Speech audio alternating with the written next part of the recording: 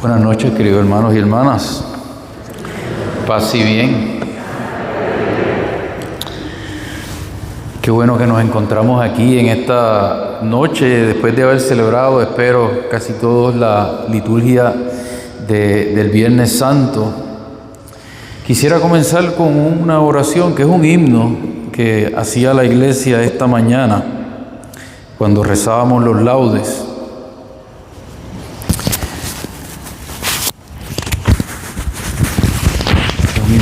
Que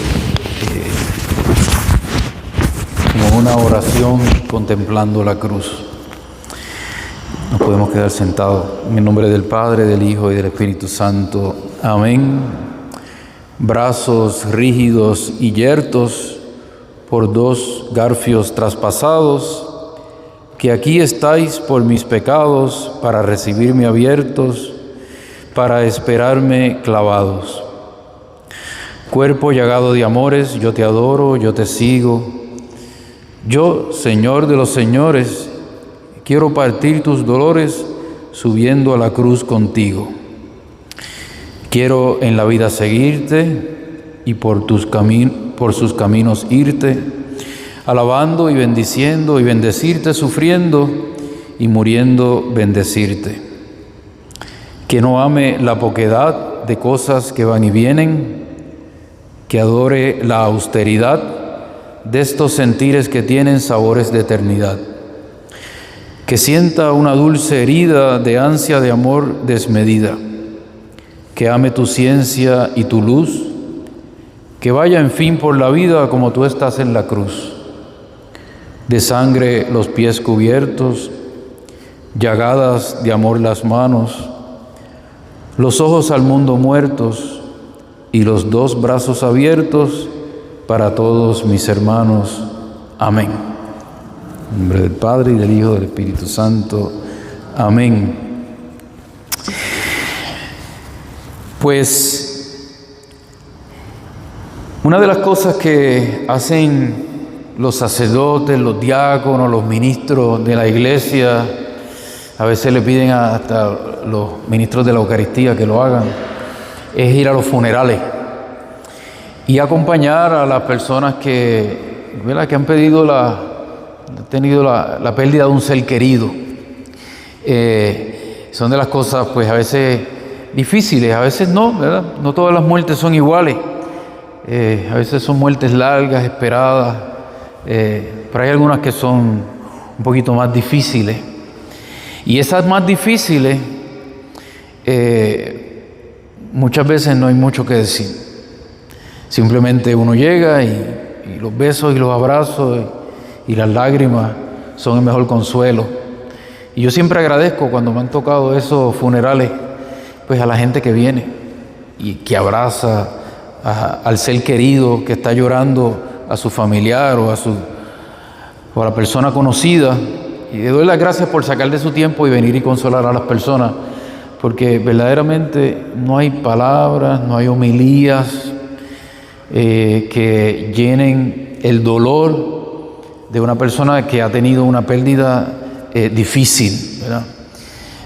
Un niño, ¿verdad? Cuando muere un niño, o cuando muere un hijo de una madre. Y yo pensaba en eso al pensar en el sermón de la soledad. Lo que hacemos es, toda esta liturgia del Viernes Santo tiene un sabor a funeral. La liturgia que es tan sobria del Viernes Santo, el sacerdote procesa en silencio, se postra, las lecturas, al final también en silencio. No hay misa, es el único día del año, ¿verdad?, que no hay misa. Y se queda todo tranquilo. Y después de eso, pues, en algunas comunidades celebramos lo que estamos celebrando ahora, ¿verdad?, acompañando a la Virgen, orando con ella, pensando en ella, qué tendrá ella que enseñarnos en su pérdida, en su soledad, y nosotros un poquito vamos al funeral como las personas que van a los funerales y la acompañamos con nuestra presencia y oramos. Pero todo esto, por supuesto, ¿verdad?, debe tener una enseñanza para nosotros. Así que cuando uno lee los evangelios, es bien interesante que había un grupo de mujeres cerca de la cruz. Ustedes saben, y varían los nombres de las mujeres que estaban allí. Y dicen que había muchas, se mencionan algunas, en todas se menciona María Magdalena, se menciona a otra María, la hermana posiblemente de un tío de Jesús, y se mencionan varias mujeres, y se menciona a la madre de Santiago y de José, que también se llamaba María. Una gran confusión porque muchas de ellas se llamaban María, pero está una frase que dice que habían otras muchas mujeres. Así que había un grupo de mujeres, y los evangelios de Mateo, de Lucas y de Marcos las colocan lejitos, ¿verdad? Solamente el evangelio de Juan, que estábamos leyendo hoy en la Pasión, coloca a María al pie de la cruz, junto con el discípulo amado. Y como escuchamos, pues Jesús desde la cruz le entrega a ese discípulo amado a su madre, y le entrega a su madre a ese discípulo amado. Y de todas maneras, ¿verdad?, sea al pie de la cruz o sea cerquita de la cruz, como lo dicen los otros evangelistas, pues María vio, María presenció, pues el ajusticiamiento de su Hijo, ¿verdad?, la muerte de Jesús, que fue acusado de sedición, ¿verdad?, de estar agitando al pueblo para rebelarse contra el César ante Pilato. Así que para acercarnos a esto, ¿verdad?, es siempre algo curioso y un poco suena raro, ¿verdad?, pero saber que Jesús, por lo menos ante los ojos del mundo, murió como un criminal. Fue acusado como un criminal, murió entre criminales, ¿verdad?, uno a la derecha, otro a la izquierda, posiblemente, y nosotros lo celebramos como una cosa única, pero ocurría a menudo, ¿verdad? Posiblemente esos días traían como a todos los acusados y los presos ante una vista ante Pilato, y Pilato pasaba juicio, y eso fue lo que ocurrió ese día. Trajeron a Jesús, entre otros que habían sido acusados por otros crímenes, y lo acusaron ante él. Y lo decretó culpable al final Pilato, y cuando leemos los cargos era, ¿verdad?, que está agitando al pueblo. Había una acusación religiosa, ¿verdad?, que dijo que era hijo de Dios. En realidad eso Pilato no le presta mucha importancia. Lo que después los judíos dicen, ¿verdad?, si tú sueltas a pues no eres amigo del César, porque no quiere que le paguen tributo al César, etc. Es un cargo político que le hacen a Jesús. Así que María ve ese ajusticiamiento de su Hijo junto con aquellas otras muchas mujeres que estaban con ella, y debe haber sido pues terrible, ¿verdad?, ver la muerte del Hijo de esa manera. La injusticia es siempre un momento devastador en la experiencia de una persona. Cuando uno padece una injusticia, cuando uno ve una injusticia, es un momento peligroso, porque puede provocar odio, puede provocar venganza, puede provocar resentimiento, y también puede provocar el mayor de los desánimos, ¿verdad? No hay nada que hacer. Pero María, al contemplar lo que estaba ocurriendo con su Hijo, estuvo en ese momento peligroso, ¿verdad?, donde ella, como madre, presenciaba lo que estaba ocurriendo con él. Y María, por eso tiene mucho que enseñarnos. ¿Qué hacer ante la injusticia? ¿Qué hacer, sobre todo, ante el momento de la soledad? María queda sola. Los evangelios dicen que, como decía, le entregó a Juan. Nuestra tradición dice que los hermanos de Jesús no eran hermanos de carne y sangre, eran parientes. María era viuda, según la tradición. José no aparece en el ministerio público de Jesús. El santo de la buena muerte, la tradición dice que murió en algún momento y María se quedaba sola. Ya se había quedado un poco sola, porque recordamos que Jesús, en esta realidad de ella, había tenido que abandonarla, porque Jesús había dicho, sabía que tenía que hacer un ministerio. Él había dicho, si alguno viene a mí y no renuncia a su padre y a su madre y a su mujer y a sus hijos y a sus hermanos, a sus hermanas, ni siquiera a su propia vida, no puede ser mi discípulo. El primer mandamiento que tiene que ver con los seres humanos es honrar padre y madre. Los primeros 3 tienen que ver con Dios. Amar a Dios sobre todas las cosas, no tomar el nombre de Dios en vano, santificar la fiesta. Son cosas que le hacemos a Dios. Pero el primero y más importante de los judíos era honra a tu padre y a tu madre. Y Jesús va a decir que primero es seguirlo a Él.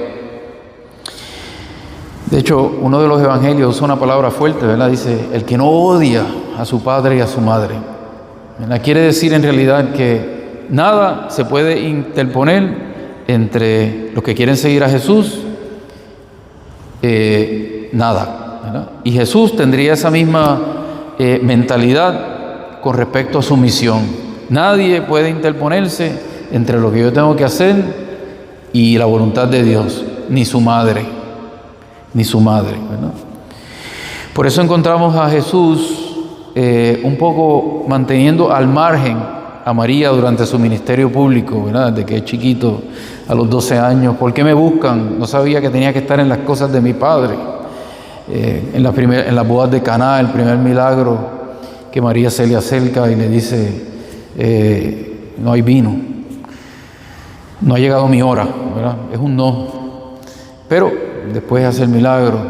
Cuando aquella mujer grita emocionada porque escucha a Jesús, y como una madre, ¿verdad? Posiblemente la que grita también es una madre, y dice, bienaventurados los pechos que te amamantaron, el vientre que te llevó.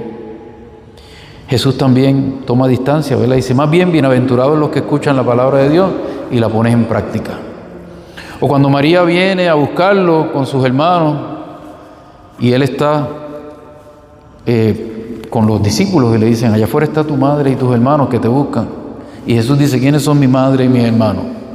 Estos son mi madre y mis hermanos, ¿verdad? Los que escuchan. Así que hay varios pasajes donde uno ve que Jesús a veces contesta, ¿verdad? De una manera manteniendo al margen, vamos a caracterizarlo así, a María. Y uno entiende perfectamente eso. ¿Por qué?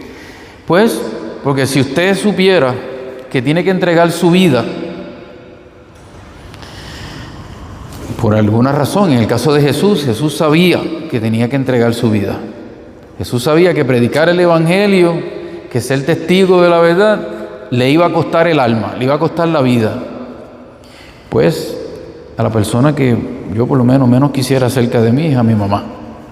¿Por qué? Pues porque las mamás siempre están, comiste, dormiste, te vestiste bien, protegiendo al hijo.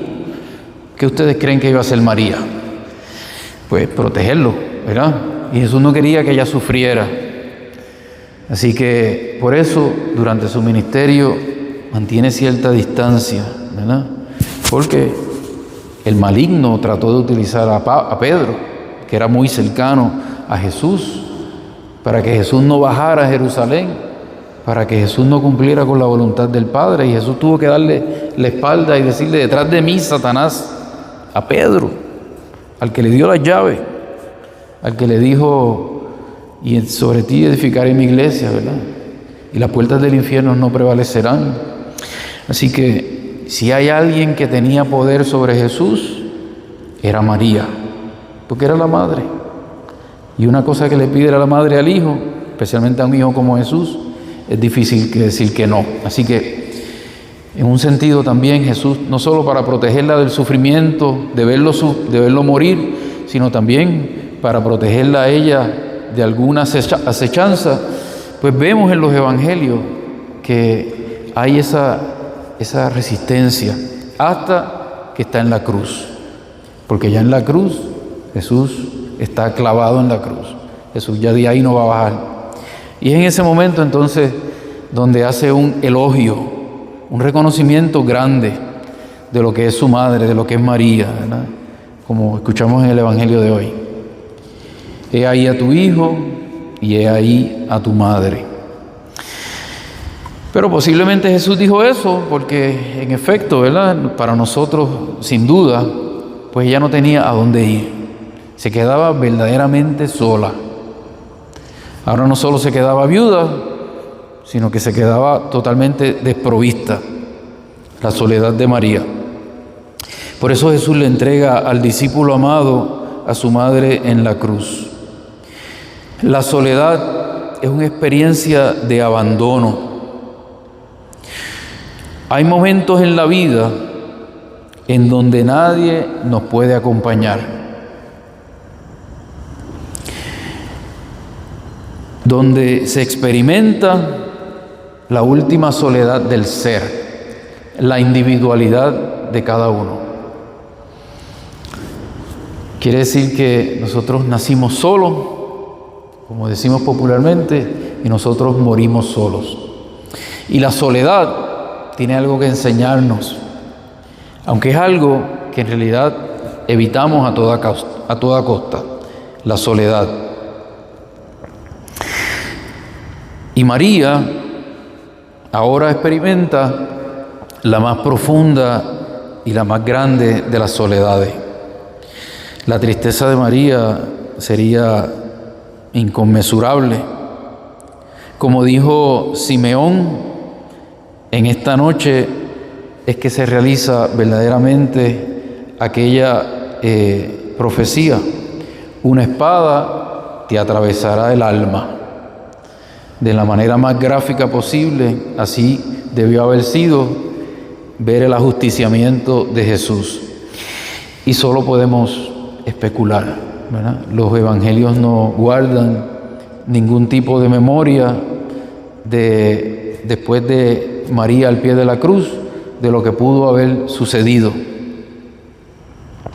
Pero hay pasajes bíblicos que pueden expresar los sentimientos de María y tradicionalmente se ha recurrido al libro de las Lamentaciones. El libro de las Lamentaciones es un libro chiquito que tiene solamente 5 capítulos, pero ese primer capítulo los padres, escritores sagrados, escritores santos han encontrado en esa primera lamentación los sentimientos de María.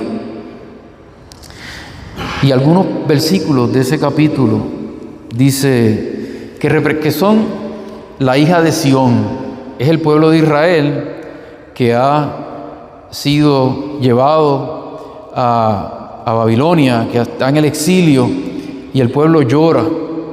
Esa es la mujer que aparece en el capítulo 12 del Apocalipsis. Simboliza primero el pueblo, porque es la mujer que aparece en el Antiguo Testamento. Es simbolizada, el pueblo de Israel es simbolizado como una mujer, la hija de Sión. Esa es la figura que aparece en el capítulo 12.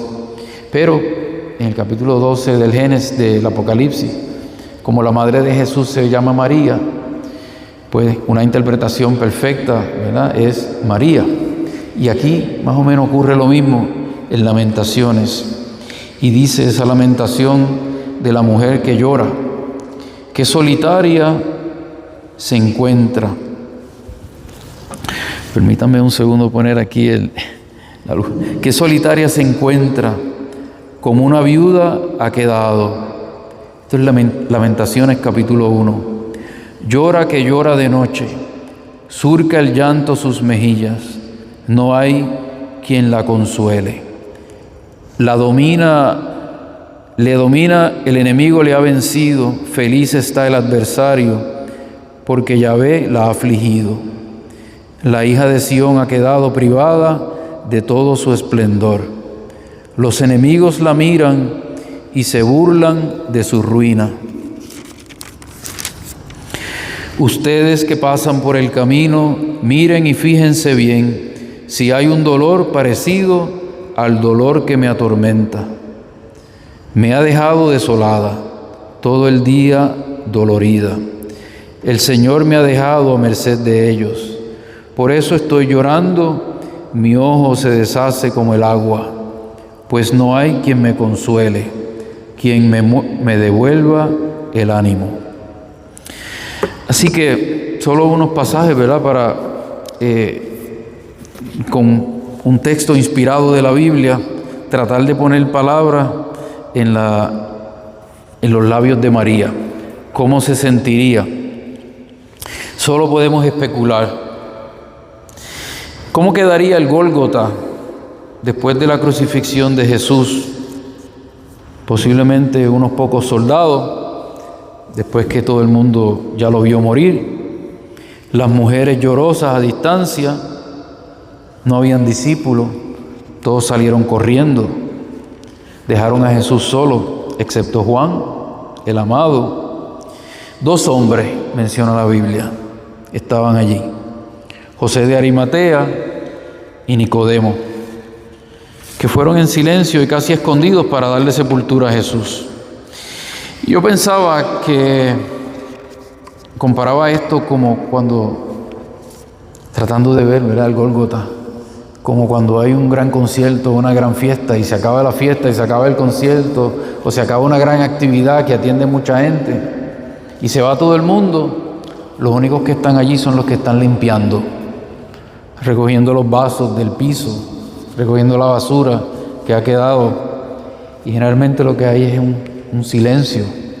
2 o 3 personas solamente están. Y así estaría, yo me imagino, el Gólgota.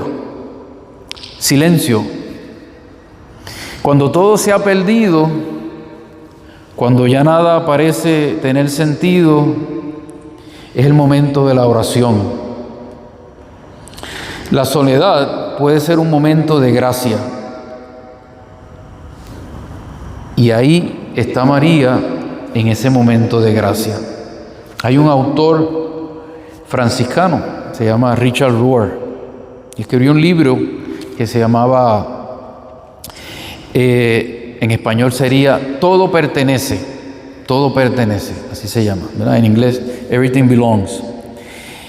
Y él dice, ¿verdad?, que todas las cosas que pasan en la vida, de alguna manera, algo así como lo que dice Pablo en una de sus cartas: para el que cree en el Señor, todas las cosas trabajan para bien, todo funciona para bien.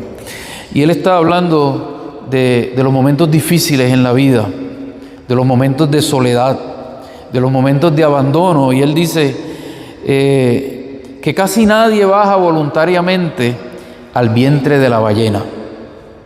Está haciendo referencia a la historia de Jonás, ¿verdad?, que está tratando de huir de Dios, y Dios le dice: vete a Nínive, que está para allá, y Jonás sale corriendo para allá, y allá se lo traga la ballena, y está en el vientre de la ballena 3 días, y ahí recapacita Jonás, ¿verdad?, entra en sí.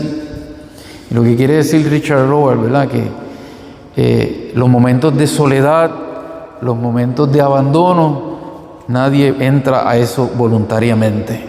A veces la vida nos lleva, ¿verdad? Y estoy seguro que María también no quería pasar por ese momento, no quería estar en el momento del abandono y en el momento de la soledad. Pero María también recorre un camino y va aprendiendo, siendo la madre de Dios, siendo la madre de Jesús.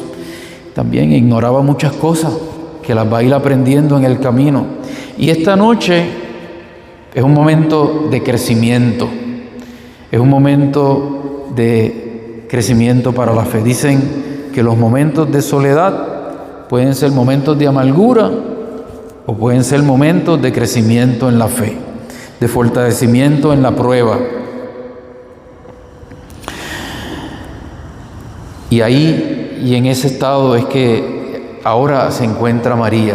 Y también, pues habría que pensar, ¿qué haría? ¿Cómo confrontaría ella este momento? Pues yo creo que lo confrontaría con oración. Hay veces que cuando todo se pierde, cuando ya uno no ve nada hacia adelante, como decía hace un momento, cuando ya nada parece tener sentido, lo mejor es hacer oración. Es lo que a veces como ministros hacemos en los funerales. En los funerales primero que nada oramos, ¿verdad?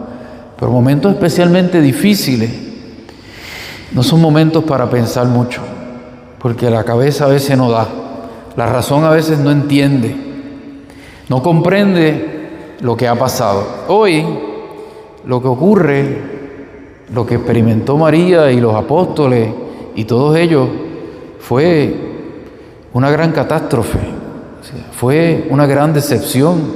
Ahí tenemos un eco de eso en el libro de Lucas, en el encuentro con los discípulos de Maús, cuando Jesús se encuentra con ellos y van tristes. Pues podemos pensar que así se sentían esta noche, incluyendo María, ¿verdad? Nosotros teníamos tanta esperanza, nosotros pensábamos, ¿verdad? Jesús creó toda esta expectativa, toda esta multitud y emoción, y ahora en la cruz lo que veían humanamente era un fracaso, ¿no? Y tendrían que todos comenzar a comprender que el Mesías que ellos esperaban victorioso, ¿verdad?, era Jesús el Mesías, pero ese Mesías tenía que pasar por la cruz. Eso es lo distinto de Jesús, ¿verdad? Que era un mesianismo sufriente, un mesianismo doloroso. Y los discípulos no podían entender eso. Lo entenderán en la resurrección, ¿verdad? Pero María estaría en el mismo lugar, sufriendo y llorando y perpleja ante la pérdida de su hijo. Y esa soledad, pues, le iba a enseñar la oración. No había mucho que razonar, había mucho que orar. Nosotros encontramos en los evangelios que Jesús iba a la sinagoga según era su costumbre, dice. Iba a las fiestas de Jerusalén, según participaba de la Pascua, según era su costumbre, ¿verdad? Y María y José llevaron a Jesús para ser circuncidado, según era la costumbre. Así que, ¿dónde aprendió Jesús tantas cosas, verdad? Pues en su casa, ¿verdad? Enseñarían a orar como todo judío, le enseñarían a ir a la sinagoga, le enseñarían a ser parte de la fiesta. Pero eso lo hacían José y María no solamente para enseñarle a Jesús, lo hacían porque era su vida también, ¿verdad? Así que en este momento del abandono y de desolación, que no tenemos testimonios, que no tenemos datos, pues yo supongo que María recurriría junto con algunas mujeres a la oración, ¿verdad?, a los salmos. Los salmos están llenos. Los salmos que más encontramos en la Biblia son los salmos de súplica. Es el género más abundante. La Biblia sabe mucho de sufrimiento. La Biblia sabe mucho de abandono. Y hay muchos salmos de súplica porque la experiencia de la soledad y el abandono y el sufrimiento y el Señor, ¿por qué? ¿Por qué? ¿Por qué? Eso está lleno en los salmos, ¿no? Oraciones inspiradas. Fueron compuestas porque así la gente se sentía. Y así se sentía posiblemente María, posiblemente recurriría a esos salmos. Uno de ellos, el Salmo 86. De tantos que hay: inclina, oh Señor, tu oído, respóndeme. Estoy afligido y necesitado. Guarda mi alma, soy piadoso, tú eres mi Dios. Salva a tu siervo que confía en ti. Piedad de mí, Señor, que a ti clamo todo el día. Alegre el alma de tu siervo, pues levanto mi alma hacia ti. Pues tú, Señor, eres bueno y clemente, rico en misericordia con los que te invocan. Señor, escucha mi oración, atiende a la voz de mi súplica. En el día de la angustia te invocaré, porque tú me responderás. No hay nadie como tú entre los dioses, ni hay obras como las tuyas, etcétera, ¿verdad? Así que ¿Qué haría María? ¿Qué pienso yo que tiene que enseñarnos? María, en los momentos de la soledad y en los momentos del sufrimiento y en los momentos en donde nada parece tener sentido, donde nuestras expectativas y donde nuestros proyectos o planes o las cosas que esperábamos que pasaran no ocurren, pues orar y confiar. Estamos celebrando este año en la iglesia, el año del jubileo, que el Papa le ha puesto como tema peregrinos de la esperanza. Nosotros decimos popularmente, de la fe vive el pobre, de la esperanza vive el pobre, perdón, de la esperanza vive el pobre. Cuando todo se ha perdido, lo que no se pierde es la esperanza. Eso es lo que nos llama la iglesia este año del jubileo. La esperanza requiere fe y la fe es indestructible, porque no es contraria a la razón, pero la supera. Cuando la razón cesa, la fe sigue, la fe continúa. Y nuestra esperanza está puesta en Jesús. Y de ahí viene nuestra esperanza. El Papa ha querido hablar de que la esperanza este año, ¿verdad? Al hablar de la esperanza, fomentar, dice que hace falta en un mundo en donde hay tanta incertidumbre. Tenemos incertidumbres con todo. También nosotros a veces parece que las cosas no tienen sentido. Guerra, a nivel económico, problemas de la economía. En Puerto Rico, ni se diga, se nos va la luz. Mira, tantas cosas. Yo estaba en estos días cuando se fue la luz, en una oficina de un médico, y se fue la luz, y pues todo el mundo estaba viendo la televisión, pero cuando se fue la luz, pues todo el mundo se apagó el televisor, que fue lo bueno de que se fuera la luz, se apagó el televisor, que estaba a todo volumen, ¿verdad? Para mí, y la gente empezó a hablar, y yo un poco me reía, porque pues hablando de la gobernadora y hablando de Luma y hablando de la luz, pero todo, y toda la gente que estaba allí, todo lo que decían era bien negativo, ¿verdad? Que si nadie va a resolver esto, que si esto es una cosa terrible, que si nos están robando, que si todo está planeado, que si todo, y yo decía, yo tengo ganas de levantarme y decir, hermano, tengan esperanza. Yo dije, pero no quiero morir hoy. No quiero morir hoy aquí en la oficina del médico.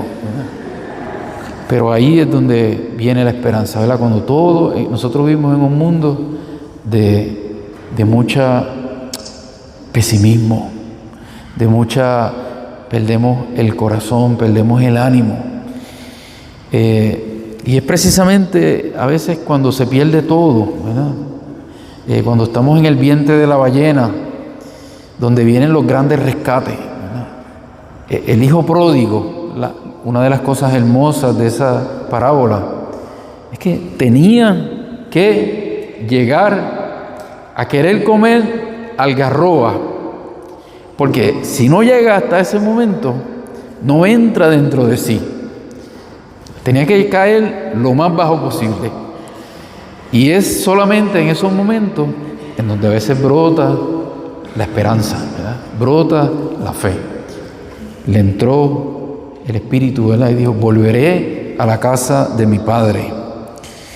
Y la esperanza brota, dice el Papa, la esperanza de él, del Papa, es que brote de la fraternidad universal.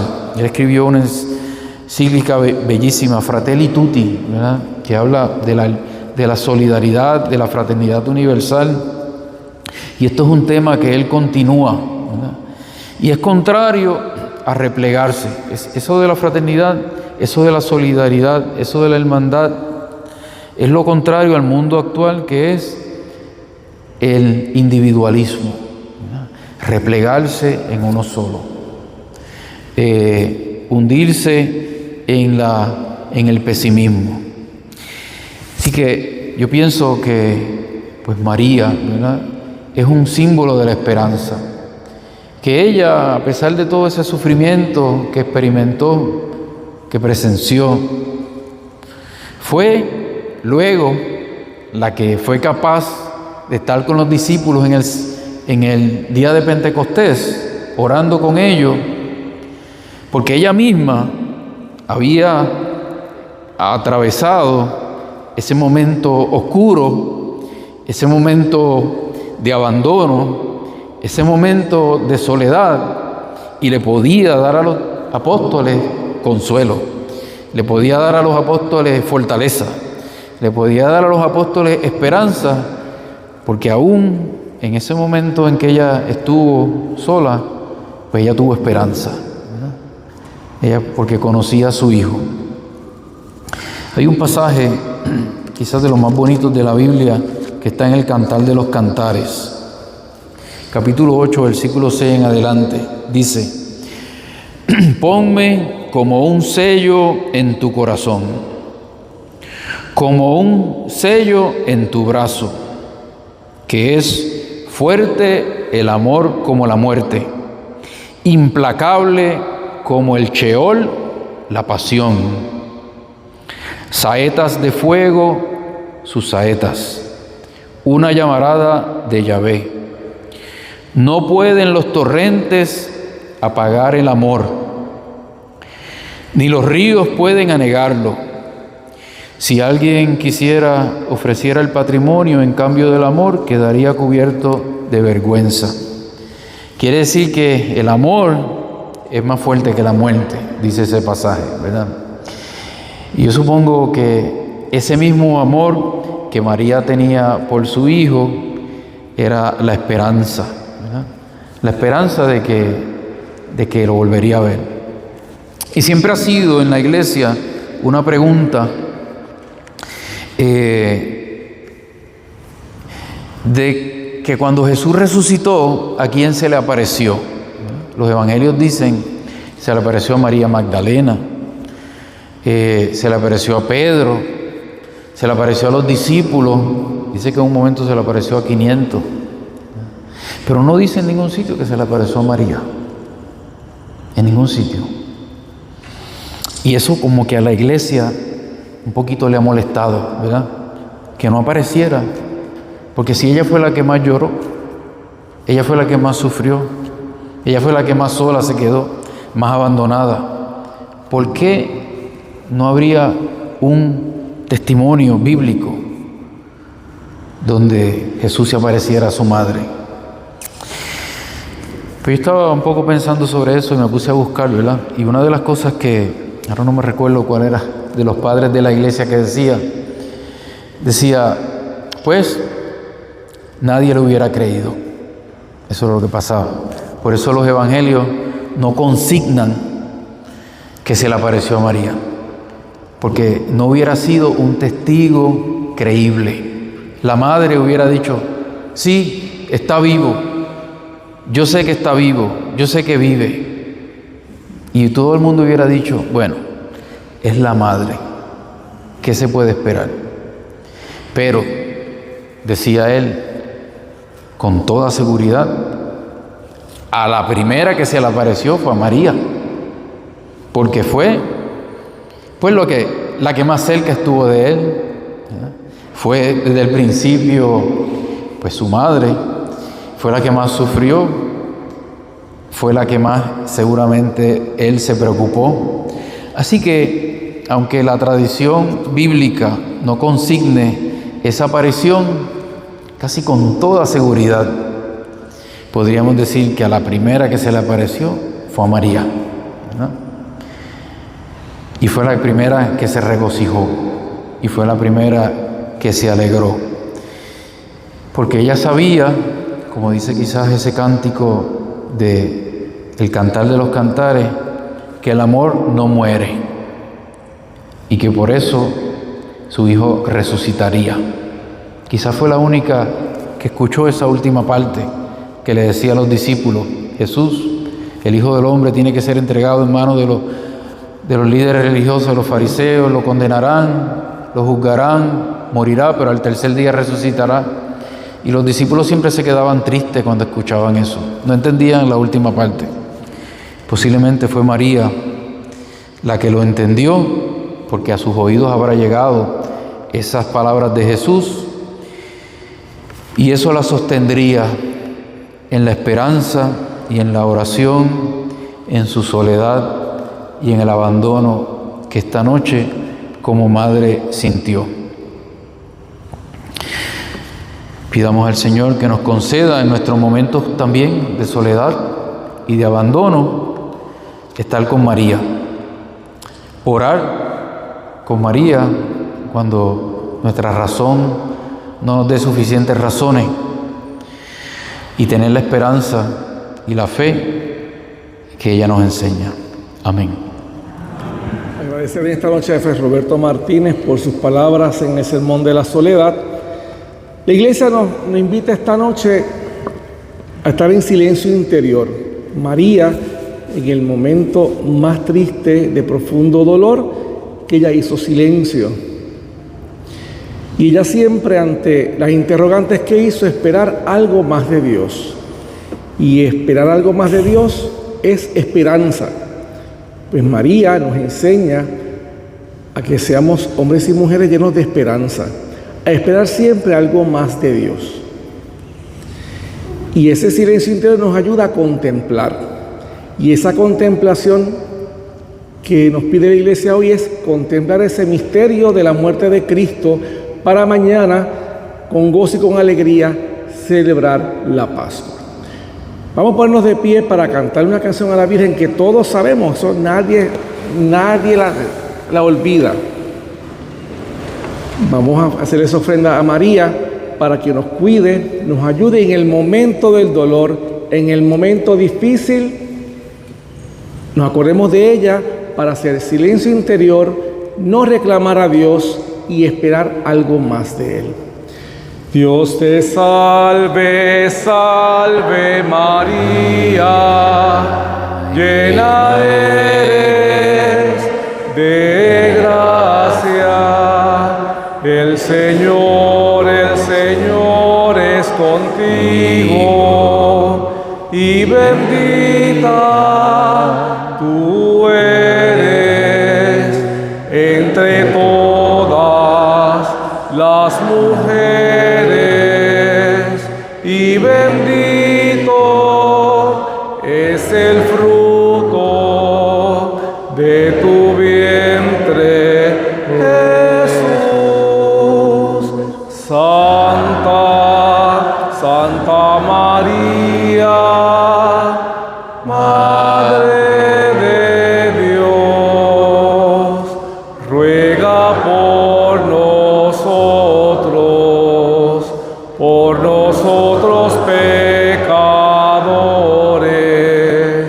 ahora y en la hora de nuestra muerte. Amén.